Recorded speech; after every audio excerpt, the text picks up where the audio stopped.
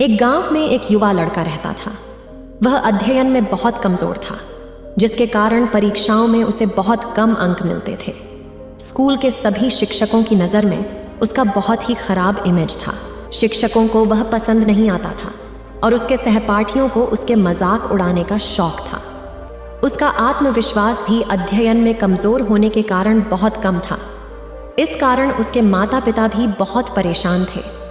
वह खुद भी बहुत परेशान था छात्र के रूप में एक बुरे छात्र की छवि के कारण। अक्सर वह मेहनत करने की कोशिश करता, लेकिन कुछ समय बाद उसे बोर हो जाता था और पढ़ाई करने का मन नहीं करता था। उसका मन बहुत बेचैन था, जिसके कारण उसे ध्यान केंद्रित करने और लंबे समय तक पढ़ाई करने में समस्या होती थी।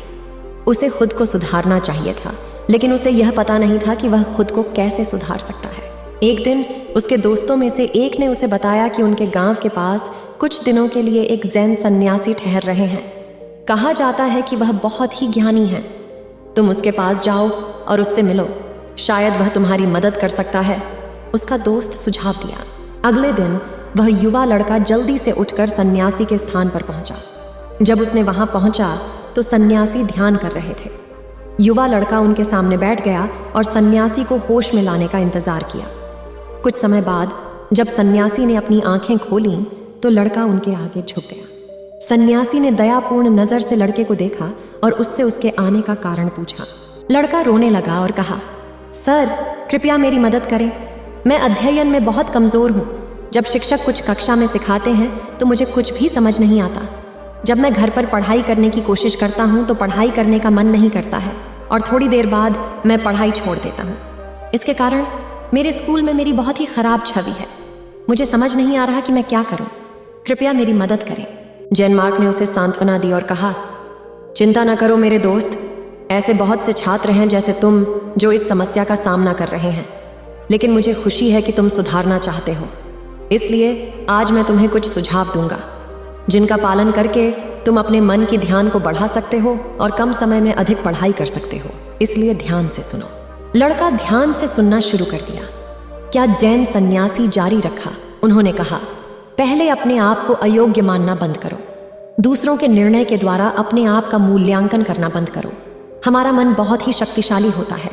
हम वह बन जाते हैं जो हम सोचते हैं। अगर तुम खुद को अयोग्य मानोगे तो तुम अयोग्य बन जाओगे, और अगर तुम खुद को मूल्यशाली मानोगे तो तुम मूल्यशाली बन जाओगे। इसलिए हमेशा यह मानो कि तुम किसी से कम नहीं हो और पूरी तरह सक्षम हो। दूसरा, ध्यान द्वारा अपनी ध्यान को बढ़ाओ। यदि आप कम समय में अधिक पढ़ना चाहते हैं और जो कुछ एक बार पढ़ते हैं उसे याद करना चाहते हैं, तो आपको अपने ध्यान को बढ़ाना होगा। ध्यान बढ़ाने के लिए आपको ध्यान योग करना शुरू करना चाहिए। ध्यान योग के दौरान अपनी पूरी ध्यान को अपनी सांस पर समर्पित करके आपकी एकाग्रता बढ़ेगी।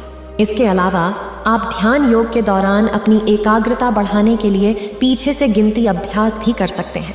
उसके लिए जब आप सांस लेते हैं तो अपनी सांस को ध्यान से देखें या मन में कोई मंत्र बोलें, और जब आप सांस छोड़ते हैं तो मन में 50 गिनती करें। फिर से जब आप सांस लेते हैं तो अपनी सांस को ध्यान से देखें या मन में कोई मंत्र बोलें, और जब आप सांस छोड़ते हैं तो 49 गिनती करें। इसी तरह 50 से 1 तक पीछे से गिनती करें। यह आपके मन की एकाग्रता को बढ़ाएगा। जब आपकी एकाग्रता बढ़ेगी तब आप कम समय में अधिक पढ़ सकेंगे। तीसरा, अपने आप को अनुशासित करें। यदि आप अच्छी पढ़ाई करना चाहते हैं तो आपको अपने आप को अनुशासित करना होगा।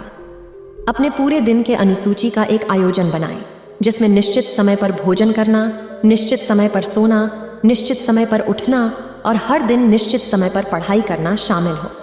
आपको अपनी पढ़ाई के घंटे निश्चित करने होंगे और फिर आपको हर दिन उसी समय में पढ़ना होगा।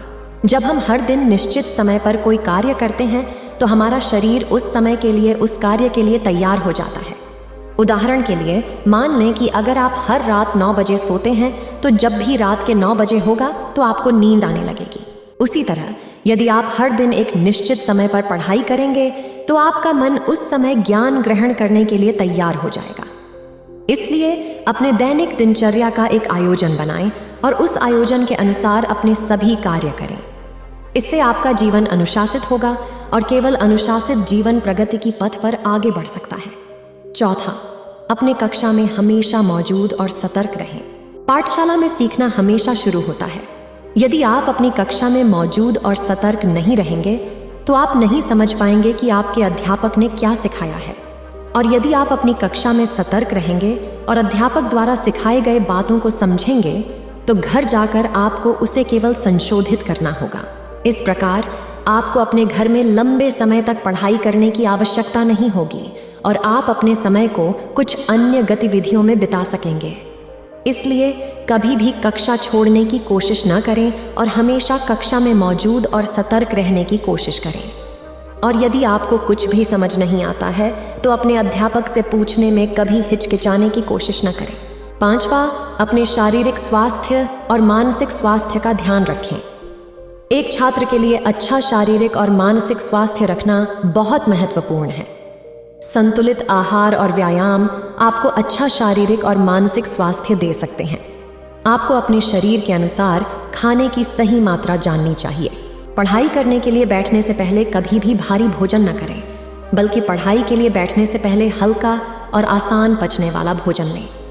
अपने दैनिक आहार में भी भीगे हुए बादाम, सूखे मेवे और कद्दू के बीज शामिल करें। यह आपके दिमाग को मजबूती देगा और आपकी स्मृति को बढ़ाएगा। ब्राह्मी, शंखपुष्पी और अश्वगंधा जैसे कुछ जड़ी बूटियां आपके दिमाग की शक्ति और मानसिक स्वास्थ्य को बढ़ा सकती हैं। इससे आपका तनाव स्तर कम होगा और आपकी नींद की गुणवत्ता भी बढ़ेगी।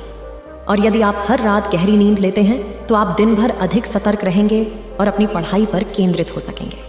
इसके अलावा आपको हर दिन कम से कम 30 मिनट व्यायाम करना चाहिए। इससे आप शारीरिक रूप से स्वस्थ और सक्रिय रहेंगे। इसलिए संतुलित आहार लेना, व्यायाम करना और अपने आहार में कुछ नट्स और जड़ी बूटियां शामिल करना आपके शारीरिक और मानसिक स्वास्थ्य को सुधार सकता है। यदि आपका शारीरिक और मानसिक स्वास्थ्य अच्छा होगा तो आप निश्चित रूप से पढ़ाई में उज्जवल होंगे। 6 विचलनों को कम करें और जो भी पढ़ते हैं उसका संक्षेप में नोट्स बनाएं। पढ़ाई में खुद को केंद्रित रखने का पहला कदम अच्छी तरह से पढ़ाई करने के लिए एक अच्छी जगह चुनना हो सकता है। इसलिए हर दिन की पढ़ाई के लिए एक शांत और विचलन रहित स्थान ढूंढें। अपने परिवार के सदस्यों को बताएं कि जब आप पढ़ाई कर रहे हैं और उनसे कहें कि वे आपको खाली जगह दें और चुपचाप रहें। इससे आपकी पढ़ाई पर अधिक ध्यान केंद्रित होगा। अपने मोबाइल फोन को साइलेंट मोड पर रखें या नोटिफिकेशंस को बंद करें। बिस्तर पर बैठकर पढ़ाई करने की कोशिश न करें, क्योंकि बिस्तर अधिकांश रात्रि को सोने या आराम करने के लिए प्रयोग होता है। हम जब बिस्तर पर बैठकर पढ़ाई करते हैं तो हमें नींद आने लगती है। इसलिए हमेशा कोशिश करें कि आप कुर्सी और मेज पर बैठकर पढ़ाई करें। लंबे समय तक बैठे रहने पर अगर आप थक जाते हैं तो कुछ मिनटों के लिए छोटा सा ब्रेक लें। उस ब्रेक के दौरान आप कोई गाना सुन सकते हैं, कुछ समय के लिए चल सकते हैं, ध्यान धारणा कर सकते हैं, हल्का सा स्नैक ले सकते हैं या कोई अन्य काम कर सकते हैं जो आपको ताजगी प्रदान करता है। ब्रेक लेने के बाद जब आप फिर से पढ़ाई के लिए बैठेंगे तो आप देखेंगे कि जो कुछ भी आपने पढ़ा है आप आसानी से समझ सकते हैं। पढ़ाई करते समय ध्यान देना न भूलें। ध्यान देने से हमारी ज्ञान को स्थायी स्मृति में संग्रहित करने में मदद मिलती है। लिखित नोट्स वही याद रहते हैं जो हम पढ़ते हैं से लंबे समय तक, और इससे आपको परीक्षा के समय पुनरावलोकन करने में भी आसानी होगी। यह देखकर जैन मार्क ने तरुण लड़के की ओर देखा और कहा, मेरे दोस्त, अगर आप इन सुझावों का पालन करेंगे तो आप अपने ध्यान को बढ़ा सकेंगे और अच्छी तरह से पढ़ाई में प्रगति करेंगे, और इसके अलावा आप अपनी परीक्षा में अच्छे अंक प्राप्त कर सकेंगे। तब जैन मार्क चुप हो गए। तरुण लड़का ने जैन मार्क को वादा किया कि वह उन सभी सुझावों को अपने जीवन में लागू करेगा जो उसे दिए गए थे। फिर उसने जैन मार्क को नमस्कार किया और वहां से चला गया। तो मित्रों, यदि आप भी पढ़ाई में सुधार चाहते हैं तो आपको जैन मार्क द्वारा प्रस्तावित इन सुझावों का अनुपालन करना चाहिए। यह आपकी पढ़ाई में ही नहीं बल्कि आपके जीवन के अन्य पहलुओं में ध्यान और समर्पण को बढ़ाएगा। इसलिए आज से ही अपने जीवन में इन सुझावों को एक एक करके लागू करना शुरू करें, क्योंकि हर रोज थोड़ी सी प्रगति बड़े नतीजों की ओर बढ़ती है। उम्मीद है आप सभी को यह वीडियो अच्छी लगी होगी। अगर आप बुद्ध के सच्चे विश्वासी हैं तो चैनल को सब्सक्राइब और वीडियो को लाइक करके कमेंट में नमो बुद्धा लिख दीजिए।